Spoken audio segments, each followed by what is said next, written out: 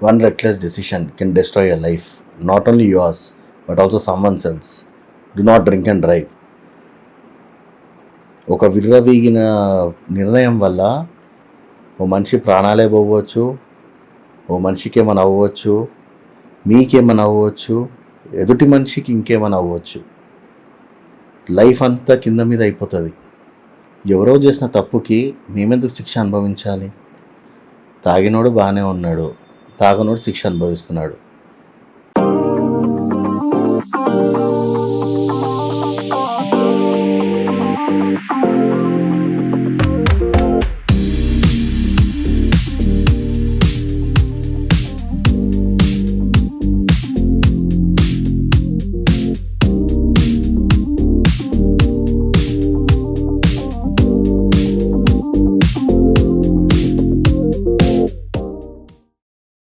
Hi, నేను మీ అలీగా ప్రసన్న కుమార్. నా లైఫ్ కూడా అందరిలానే ఉండేది. Very simple. కాలేజ్కి వెళ్ళాలి, రావాలి, అండ్ నాకంటూ కొన్ని డ్రీమ్స్ ఉండేటివి. I want to become a big cinematographer. డిగ్రీలోనే నేను ఇండిపెండెంట్ ఫిలిం షూట్ చేశాను. నేను ప్రసాద్ ల్యాబ్స్లో స్క్రీనింగ్ అయింది అది, and that's a very proud moment for me. అట్లాంటిది నేను మాస్టర్స్ కోసం అని న్యూజిలాండ్ వెళ్ళి అక్కడ చదువుదాం అనుకున్నాను. కానీ వన్ ఇన్సిడెంట్, ఎవరో రెక్లెస్ డెసిషన్ తాగి బండి నడపడం వల్ల అది నా లైఫ్ ఎఫెక్ట్ అయింది. ఎంతగా అంటే అసలు మా పేరెంట్స్కి అయితే ఒక చేతికి అందిన కొడుకు ఇలా అయిపోయాడనే బాధ మా పేరెంట్స్ కళ్ళలో చూసాను నేను. లిటరలీ నాకు ఇంకో 1 వీక్ నేను న్యూజిలాండ్ వెళ్ళే ముందు అయింది ఇదంతా. వీసా అంతా వచ్చేసింది. I just went for shopping and తర్వాత అంతా సెటిల్, ఇంకా వెళ్ళిపోదాము అని అనుకునే టైంకి పెద్ద బ్రేక్ ఇన్ మై లైఫ్. ఒక్క ఇన్సిడెంట్ వల్ల పర్సన్ మైండ్ సెట్ చేంజ్ అయిపోతుంది, పేరెంట్స్ మైండ్ సెట్ చేంజ్ అయిపోతుంది, సొసైటీ మైండ్ సెట్ చేంజ్ అయిపోతుంది. సొసైటీలో ఎలా బతకాలి అని ఒక డౌట్ క్రియేట్ అవుతుంది. అండ్ సొసైటీలో అందరు మనల్ని యాక్సెప్ట్ చేస్తారా అనేది ఒక ఫస్ట్ క్వశ్చన్. లేచి నిలబడగలమా? మళ్ళీ అందరిలాగే నార్మల్లీ కలిసి ఉండొచ్చా? బంధాలు ఉంటాయా? మళ్ళీ ప్రేమించిన అమ్మాయి మనతో ఉంటుందా, వెళ్ళిపోతుందా? మళ్ళీ మ్యారేజ్ ఫిక్స్ అయిన వాళ్ళు అమ్మాయి మనతో ఉంటుందా, వెళ్ళిపోతుందా? ఫ్రాంక్గా చెప్పాలంటే అసలు ఫిజికలీ ఛాలెంజ్కి ఎన్ని ప్రాబ్లమ్స్ వస్తాయో, దాన్ని ఎలా ఓవర్కమ్ చేస్తామో అనేది మీకు ఈ వీడియోలో చూపిస్తాను నేను మీకు. అంటే మీకు కూడా తెలియాలి ఒక ఫిజికలీ ఛాలెంజ్డ్ పర్సన్ ఎంత పెయిన్ గో త్రూ అవుతారో యాక్సిడెంట్ తర్వాత. నార్మల్గా లేట్ నైట్ డిన్నర్ అనేది కామన్ ఉంటుండే. యాజ్ అ ఫోటోగ్రాఫర్గా మామూలుగా నైట్ ఎడిటింగ్ వర్క్ చేసుకుంటుండే. సో మిడిల్ నైట్ ఆకలినప్పుడు బయటికి వెళ్తుండే. సో నేను నా ఫ్రెండ్స్ కలిసి బయటికి వెళ్ళాము. దూరం కూడా కాదు, జస్ట్ నియర్ బై ఇంటి దగ్గరే. సో సమ్వేర్ అరౌండ్ 2 kilometers నార్మల్గానే వెళ్తున్నాము. ఒక పర్సన్ జంక్షన్ మీద చాలా ఫాస్ట్గా వచ్చేసి యాక్సిడెంట్ చేశాడు. So it was like a hit and run. So ఆ మూమెంట్, క్రాష్ మూమెంట్ అయితే అసలు ఊహించుకోవడానికి కూడా భయం వేస్తుంది నాకు ఇప్పటికీ. లిటరలీ యాక్సిడెంట్ ఎలా అయిందో ఇప్పటికి కూడా తెలియదు నాకు. It's in a fraction of seconds. కళ్ళు మూసి తెరిచే లోపల యాక్సిడెంట్ అయిపోయింది, నా లెగ్ పోయింది. సో ఆల్మోస్ట్ ఒక్క నర్వ్ పైన లెగ్ వేలాడుతుండే. అసలు బ్లడ్ రష్ ఇవన్నీ ఎంత ఘోరంగా ఉన్నాయంటే అసలు చెప్పుకోలేను. లిటరలీ రోడ్డు మీద ఒక్క బస్ ఆగదు. Night time around 11:30 or something. Divider దగ్గర కూర్చొని ఇట్లా నా కాలు పట్టుకొని ఇట్లనే కూర్చున్నాను నేను. I was waiting for some help. ఆ టైంకి నైట్ ఇంకా ఫుల్ ఫాస్ట్గా బస్సెస్ రావడము చేయడము, and it was literally a pain. అదే మూమెంట్కి నా ఫ్రెండ్స్కి చెప్తే మా డాడీకి కాల్ చేసి మా డాడీని రమ్మన్నారు. That moment I still can't forget in my life. మా డాడీ అయితే ఇట్లా రన్నింగ్ కార్ నుంచే దిగిపోయి, ఆ కార్ అట్లనే రన్నింగ్లోనే ఉంది almost. He saw me like that and he started crying. అంటే ఓ కొడుకుకి అట్లయితే ఎంత బాధ తెలుసా అసలు. అంటే నేను అసలు బతుకుంటున్నా లేదా అనే స్టేజ్లో ఉండే నేను. అంత ఘోరంగా ఉండే. లిటరలీ ఈ part, right side part was damaged and I had 10 ఇక్కడ మొత్తము దే వాజ్ ఇక్కడ 10 stitches పడ్డాయి నాకు. అండ్ యాంపిటేషన్ అయింది.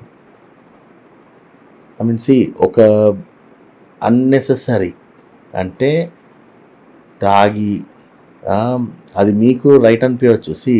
ఇక్కడ అందరినీ జడ్జ్ చేస్తలే నేను, కానీ తాగి బండి నడపడం అనేది it's a very big mistake. అది మీకు ఇబ్బందే, ఎదుటి వాళ్ళకు కూడా ఇబ్బందే. అది ఇదంతా ఒక ఎత్తు అయితే hospital was like a disaster. అసలు ట్రీట్మెంట్ ఎంత ఘోరంగా ఉంటుందంటే ఒక ఫిజికలీ ఛాలెంజ్కే తెలుసు. అది ఒక యాక్సిడెంట్ అయిన పర్సన్కే తెలుస్తుంది ఆ ప్రాబ్లం ఏంటో అనేది. అసలు హాస్పిటల్లో మేము బేర్ చేసే పెయిన్ అనేది అసలు ఎవరికి తెలియదు. యూజువల్లీ ఎప్పుడన్నా impact of road or train ఎప్పుడైనా యాక్సిడెంట్ అయినప్పుడు ఇనుము ఏదైనా కాళ్ళకి తగిలింది అనుకోండి, యాంపిటేషన్ చేసేస్తారు. యాక్సిడెంట్కి 9 hours వరకు సర్జరీ చేయరు, ఎందుకంటే stomach should be empty and వాళ్ళ ప్రొసీజర్స్ ఏమి ఉంటాయి. సో లిటరలీ 9 hours ఒక స్ట్రెచ్చర్ మీద వేసి they use to take for scannings.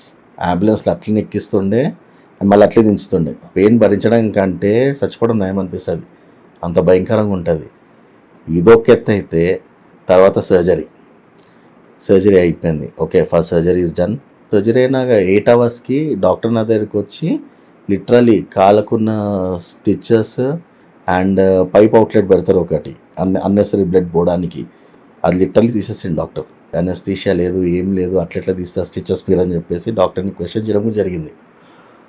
Doctor అన్నాడు, మీ లెగ్ ఆల్రెడీ ఇన్ఫెక్ట్ అయిపోయింది అక్కడ, సో మీ అబౌవ్ నివర్ తీసేయాలా ఇదని చెప్పారు. నేను షాక్, అసలు మా ఇంట్లో కూడా shock. Already half part of leg పోయింది, ఇంకా హాఫ్ తీస్తామంటే ఒప్పుకోలే. నన్ను ఆల్రెడీ ఇప్పుడు నెక్స్ట్ ఏదో తెలియదు, ఇంకా మీరు మోకాలపైకి తీసేస్తా అన్నారు. అది ఎంత బాధ ఉంటుంది. సో డాక్టర్ సైడ్ సరే దీన్ని మనము క్యూర్ చేద్దాము, but process will be a bit tough. ఏం లేదు, వాళ్ళు ఏం చేస్తున్నారంటే డైలీ ఆ ఊండ్ అయితే మొత్తం డార్క్ అయిపోతుంది, so cells will be dead. వాళ్ళు సర్జికల్ బ్లేడ్ ఉంటుంది, అది ఎంత షార్ప్ ఉంటుందో మీకు తెలుసు. ఆ బ్లేడ్ తోటి లిటరల్ లెగ్ పైన దే యూస్ టు ఇట్లా రబ్ చేస్తుండే. అది మొత్తము హీల్ రెడ్ అవ్వాలి అంటే ఎట్లా చెప్పాలి మీకు అంటే, డెడ్ సెల్స్ని అలైవ్ చేయడం అంటారు దాన్ని. అనస్థీషియా ఇవ్వరు, ఏమి ఇవ్వరు. లిటరలీ మన యూటెన్సిల్స్ ఎట్లా గడుగుతామో అట్లా గడుగుతారు లెగ్ని. నా బీపీ అయితే ఒక 160కి వెళ్ళిపోయేది బీపీ, అంత హై ఉంటుండే. డాక్టర్ వస్తుండే అనగానే this process will go through 1 month. Daily ఇదే పని, డైలీ క్లీన్ చేయడము, అనస్థీషియా ఇవ్వకపోవడము, పేరెంట్స్ని ఎవ్వరు రూమ్లో పెట్టనియరు. అసలు లిటరలీ ఒక 4 పట్టుకునేటోళ్ళు నన్ను, 2 చేతులు పట్టుకునే వాళ్ళు, ఒకరు కాళ్ళు పట్టుకునేవారు. Literally they use to clean it like that. అసలు నేను అనుకున్నా, ఇంత బాధ నాకు అవసరమా? అసలు మా మదర్ని నేను ఏడవడం ఎప్పుడు చూడలేదు, అట్లాంటిది ఆమె ఏడుస్తుంటే నాకైతే ఏం అసలు ఐ ఆల్సో స్టార్టెడ్ క్రయింగ్. నేను ఒకటే అంటే నా ముందు ఏడవద్దని చెప్తున్నాను నేను. అంటే ఆ పెయిన్ అనుభవించినోడికే తెలుస్తుంది అది.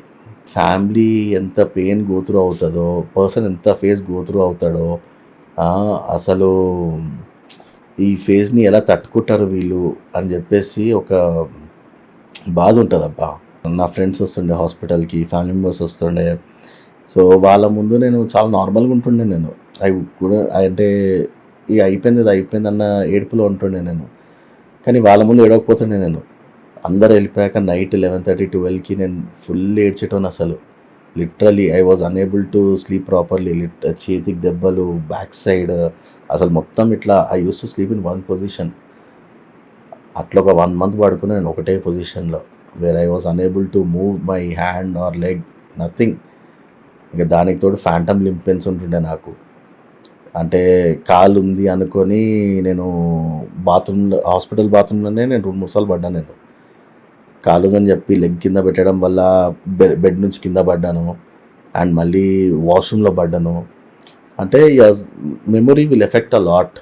అంటే ఇన్ని సంవత్సరాలు మనం 2 కాళ్ళ మీద నడిచినప్పుడు సడన్గా అదే ఫీలింగ్తో ఉంటాము, అండ్ దట్ విల్ నార్మలే అనుకొని మనం లెగ్ పెట్టేస్తాము మైండ్లో ఏం ఆలోచించకుండా.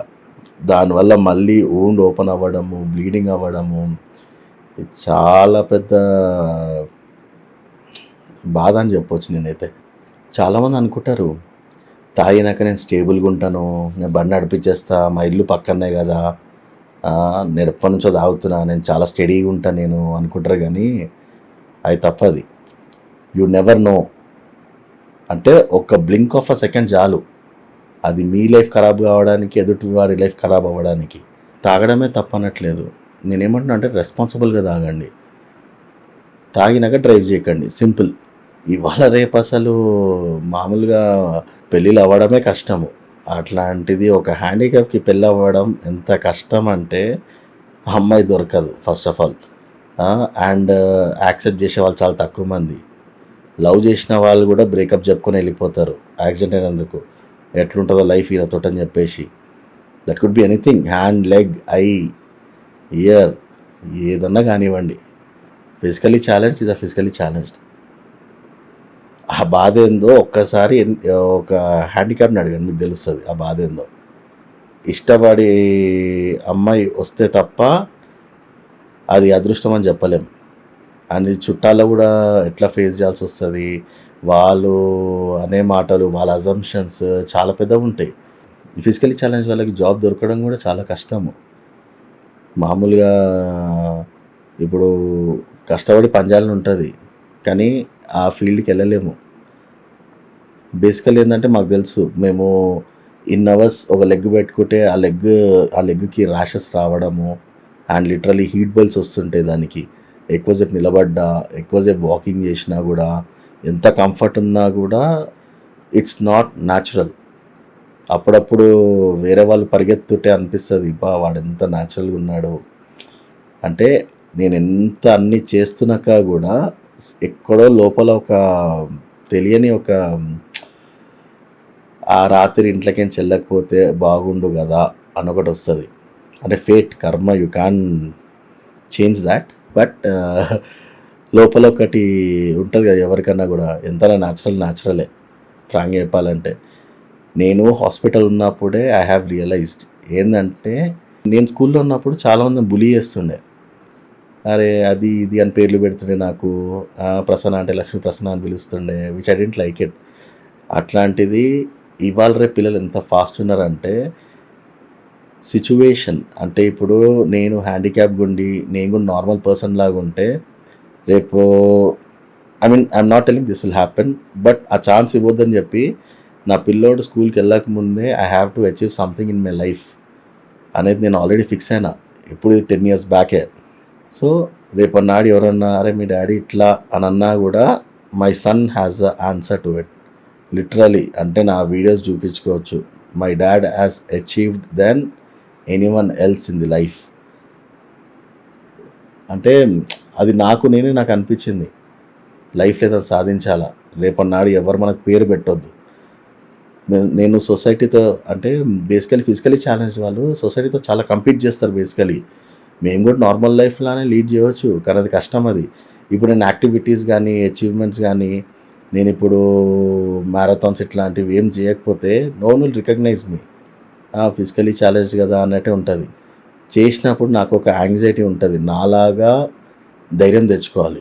అయ్యేదాన్ని ఎట్లాగో ఆపలేము, బట్ అయ్యేదాన్ని అట్లీస్ట్ అయిందాన్ని యాక్సెప్ట్ చేసి మూవ్ ఆన్ అయిపోయి లైఫ్లో ఏదైనా సాధించాలి అనేది ఒక టార్గెట్ పెట్టుకోవాలి మనం. అదేమన్నా కానివ్వండి. ఫ్రాంక్గా చెప్పాలంటే నేను ఒకటే అనుకుంటా, నా మైండ్ సెట్ ఎలాంటిదంటే, ఇప్పుడు నాకు ఒక కాలు లేదు, ఓకే, ఇప్పుడు వేరే పర్సన్ని చూస్తాను నేను, అతనికి ఒక చెయ్యి ఉండదు, ఒక కాలు ఉండదు.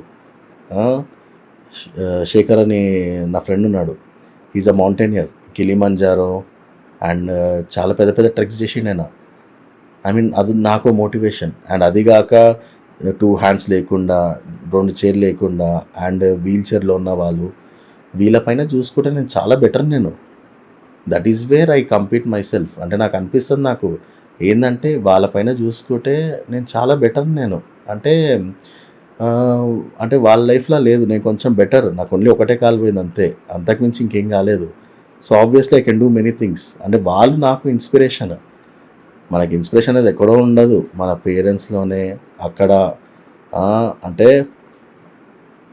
చాలామంది డిప్రెషన్‌లోకి వెళ్ళిపోయి సూసైడ్ కూడా చేసుకుంటారు. ఎందుకంటే నేను కూడా డిప్రెషన్ ఫేజ్‌లో ఉండే నేను. Literally I used to take too much of pain killers in my body without doctors prescription. ఆ లిటరల్లీ పెయిన్ అంటే ఆ పెయిన్ కిల్లర్ తీసుకోగానే 6 hours I used to be in sleep. అసలు ఆ 6 అవర్స్ ఏమైందో తెలీదు. అసలు టోటల్ బ్లాంక్ ఉంటుంది. So I used to take the pain killer, I used to sleep, eat, ఇదే నడుస్తుండే. సో ఆల్మోస్ట్ నేను ఒక 75 కేజీస్ ఉన్న పర్సన్ 40 కేజీస్కి వచ్చేస్తాను నేను. అంత డిప్రెషన్ ఫేజ్లో ఉండే నేను. నాకు అప్పుడు మోటివేషన్ చెప్పేవాళ్ళు ఎవరు లేకుండే. I my self and family literally ఆ టైంలో సపోర్ట్ చేస్తారు నాకు. నేను ఇట్లుంటే మేము చూడలేమని చెప్తే then I started going to gym. అట్లా లైఫ్ని మార్చుకున్నా నేను. సో అదే చెప్తున్నాను. అంటే ఎవరో తాగేసి వచ్చి యాక్సిడెంట్ చేసినందుకు నేను స్ట్రగుల్ అయ్యి, నేను సఫర్ అయ్యి లైఫ్ని మళ్ళీ ఫస్ట్ నుంచి మొదలు పెట్టాల్సి వచ్చింది. వాకింగ్ నుంచి, రన్నింగ్ నుంచి, కార్ డ్రైవింగ్, బైక్ డ్రైవింగ్, ఇవన్నీ మళ్ళీ కొత్తగా స్టార్ట్ చేయాల్సి వచ్చింది నేను. ఎందుకంటే ఆల్మోస్ట్ లైఫ్లో 3-4 ఇయర్స్ వేస్ట్ అయినట్టే కదా. నేను కూడా నార్మల్ పర్సన్ అయి ఉంటే నేను కూడా ఇంకా అచీవ్ చేస్తుండేనేమో. But now also I'm happy, not that I'm not happy, just move on అంతే. సో నేను ఒకటే చెప్తున్నాను, మీరు బండి తాగి నడపొద్దు. ఇంకోటి జస్ట్ ఆలోచించండి, మీరు తాగున్నప్పుడు మీరు పోతారు బాగానే ఉంటుంది, కానీ పిల్లలు ఉంటారు, మీ పైన డిపెండ్ అయ్యి ఫ్యామిలీస్ ఉంటాయి. దానివల్ల ఎంత ఎఫెక్ట్ అవుతుంది తెలుసా మీకు అసలు? జస్ట్ ఒక్కసారి ఆలోచించండి. ఇప్పటికీ ఏం లేట్ కాదు. అట్లీస్ట్ నేను ఒక అవేర్నెస్ ఇస్తున్నా అనుకోండి. అండ్ అట్లీస్ట్ నా వీడియో చూసిన వాళ్ళన్నా కనీసం తాగినప్పుడు బండి నడపొద్దు, అది నేను సజెస్ట్ చేసేది. Thank you so much. అసలు ఇంతసేపు నా వీడియోని చూస్తూ అడ్మైర్ చేస్తూ అండ్ సపోర్ట్ చేస్తారని అనుకుంటున్నా నేను. ఇది నెగిటివ్గా కాకుండా పాజిటివ్గా ఒక మెసేజ్ స్ప్రెడ్ చేయండి అందరికీ. తాగి బండి నడపదండి, ట్రై స్టాపింగ్ దెమ్. ఓకే, ఇది అనుకుంటే పెద్ద మ్యాటర్ ఏం కాదు అసలు. సో అట్లీస్ట్ నా స్టోరీ విన్నాకన్నా కూడా మీకు ఎక్కడన్నా ఒక రియలైజేషన్ వస్తే I will be very much happy. ఇది బేసికలీ తాగే వాళ్ళందరూ నెగిటివ్ అని కాదు. ఓన్లీ థింగ్ ఏంటంటే తాగి బండి నడపొద్దు ఫస్ట్ థింగ్. అండ్ నడిపే వాళ్ళు ఏం కాదులే అనే వాళ్ళని మీరు కూడా స్టాప్ చేయండి. ఓకే, అన్ని రోజులు మనవి కాదు. ఓకే, సో సేఫ్గా ఉండండి అండ్ తాగి బండి నడపొద్దు. ఇది ఒక్కటే నా రిక్వెస్ట్. ఇంకోటి ఏంటంటే ఇది నెగిటివ్గా కాకుండా పాజిటివ్గా తీసుకొని మెసేజ్ని స్ప్రెడ్ చేయండి అందరికీ. సో దట్ అట్లీస్ట్ 100లో 10 మంది మారినా చాలా హ్యాపీగా ఫీల్ అవుతారు. ఎందుకంటే పోలీస్ వాళ్ళు కూడా ఎంతోమంది ఎన్ని క్యాంపెయిన్స్ పెడుతున్నారు, తాగి నడపొద్దు, ఫైన్స్ వేస్తున్నారు. అయినా కానీ కోర్ట్ సెషన్స్ ఇవన్నీ పెడుతున్నాక కూడా ఇంకా ఆ డ్రింక్ అండ్ డ్రైవ్ అనేది అసలు ఎందుకు ఆగుతలేదో అర్థమవుతలేదు అసలు. ఇంకా స్ట్రిక్ట్ యాక్షన్స్ ఎన్ని తీసుకోవాల్సి వస్తుంది అసలు గవర్నమెంట్. లిటరల్లీ రీసెంట్గా కూడా ఒక ఇన్సిడెంట్ అయింది వేర్ అందరికీ తెలిసిందే అది. లా స్టూడెంట్ తాగేసి మొత్తం రోడ్డు మీద హల్చల్ చేయడము అండ్ 3 were ఇంజూర్డ్, 1 dead. తాగి చాలా యాక్సిడెంట్స్ అవుతున్నాయి. Okay, just be safe and spread awareness. Do not drink and drive. మీ అలీగా ప్రసన్న కుమార్.